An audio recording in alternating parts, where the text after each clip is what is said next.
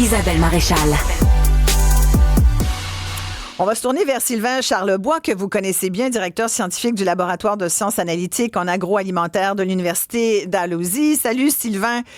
Je voulais te parler parce qu'on a des nouvelles données de la firme Nielsen IQ et sur nos habitudes de consommation. Et là, on voit finalement là, qu'on le sait, l'inflation alimentaire toujours importante, le pouvoir d'achat diminue. Et là, on voit que les gens, les ménages, ont opté pour de nouvelles stratégies. Entre autres, on semble délaisser les grandes marques connues. Oui, absolument. Moi, je suis pas surpris. D'abord, Nielsen IQ, vraiment, eux ont de très bonnes données. Eux récoltent les données des bannières. Donc, ils savent ce qui se passe avec les ventes et on s'aperçoit que les marques nationales sont de moins en moins populaires. Donc, les marques privées prennent de plus en plus de place, là, les choix du président, les sans-noms de ce monde, là, compliments, donc sélection. Donc, ces marques-là sont de plus en plus populaires parce que les jeunes, en fait, sont moins friands de grandes marques comme avec la génération X ou les boomers. Là, on passe à d'autres choses. Et nous, on s'attend à ce que, là, actuellement, là, au Québec, là, 19 à 20% des ventes alimentaires, ce sont des marques privées. Moi, j'ai l'impression que le pourcentage risque d'augmenter davantage dans les prochaines années. À combien, tu penses? Ben, écoute, ça accélère énormément. Moi, je m'attends là à une hausse assez spectaculaire, là, jusqu'à probablement 25% d'ici 2030. Là. Et on est en mode de rattrapage, hein, parce qu'aux États-Unis ou en Europe, là, surtout en Europe, là, le pourcentage est à peu près de 40%. Ouais, c'est ça. Donc, on a toujours boudé les marques privées, mais en raison de l'inflation alimentaire, ben, les gens regarde deux fois. Puis il y a la réduflation qui vraiment achale du monde. Hein? On voit les grandes marques réduire les quantités. Et là, ben, on vient être frustré de tout ça. Et là, on opte pour une autre marque. On se dit, tant qu'à y être, tout bien de tout simplement aller vers une marque privée qui est moins chère.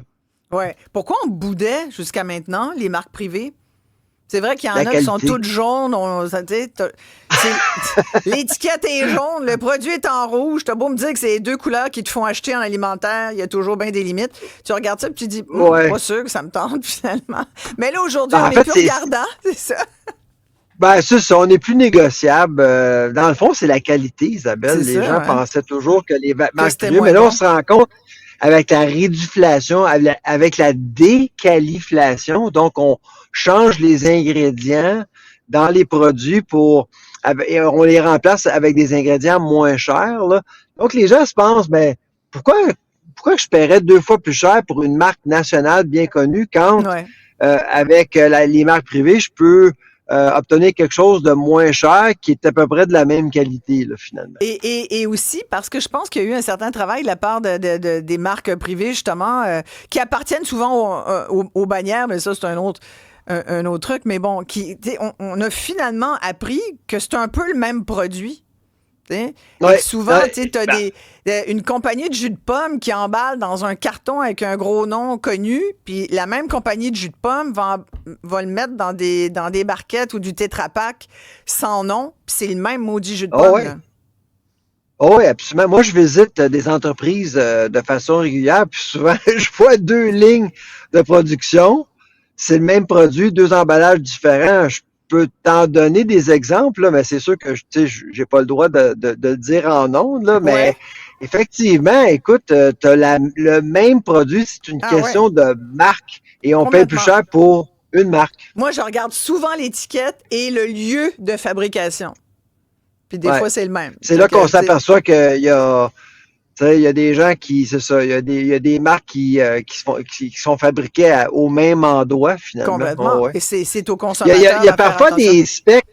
Il y a des fois des specs qui vont changer un petit peu, mais c'est peu perceptible. C'est une question de coût de production plus que d'autres choses. On a un très bon commentaire, là. Vas-y donc, je ne le vois pas. Il y a un auditeur qui nous écrit, est-ce que ça veut dire que le prix de ces marques maison qui sont considérées plus cheap, c'est-à-dire moins chères, est-ce que leur prix va avoir tendance à augmenter s'il y a plus de gens qui les achètent? Très bonne question, à mon avis. Là.